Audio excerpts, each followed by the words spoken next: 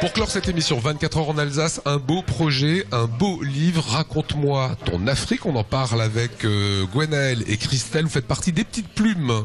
C'est quoi comme association les Petites Plumes?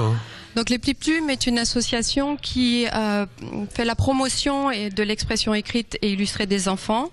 Donc nous développons des ateliers ici sur Strasbourg auprès des écoles ou auprès d'autres pierres, puisque nous sommes intervenus l'année dernière. Autour d'écriture. Autour de l'écriture.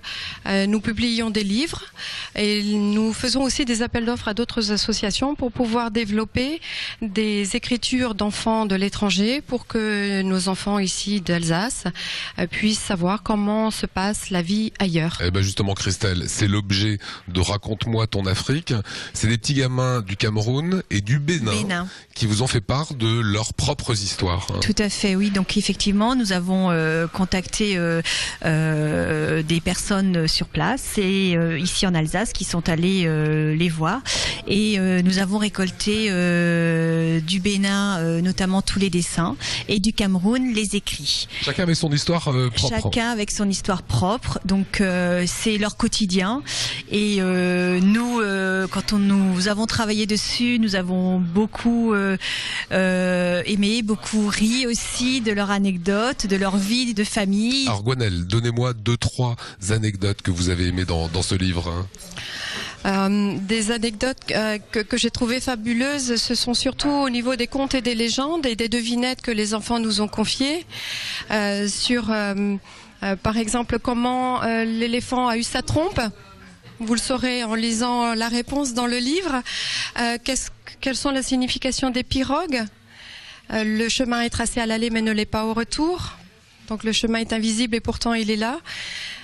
Effectivement, les épousailles, le mari est choisi par la famille. Il y a tout un procédé très particulier. On y apprend des recettes aussi de cuisine que les enfants nous ont confiées. Et c'est vraiment très riche, et culturellement très différent de ce que nous connaissons nous. Ce qui est étonnant, c'est qu'on est dans le monde de l'oralité en Afrique. Et là, vous en ramenez des écrits, des traces. Absolument. C'est vrai que la transmission en Afrique se fait souvent autour d'un feu de bois, en tout cas sur Tibati ou Adjoun, d'où viennent les enfants. L'oralité, c'est autour d'un feu de bois. Les anciens racontent, les enfants écoutent. Et certains enfants nous ont écrit ce que les anciens racontent. Et ça, c'est une très grande richesse qu'a ce livre. Christelle, on écoute encore les parents, on écoute les grands-parents, on écoute les vieux.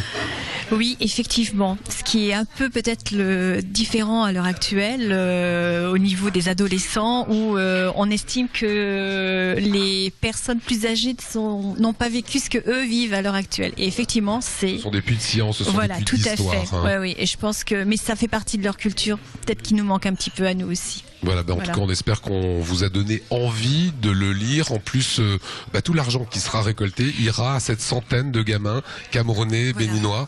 Et notamment sur le Bénin, il y a un projet sur une bibliothèque. Donc les fonds iront à ce projet. Voilà. Merci en tout cas à vous deux. Merci à vous. Des belles images, des vraies photos, puisqu'elles ont été prises par les petits gamins.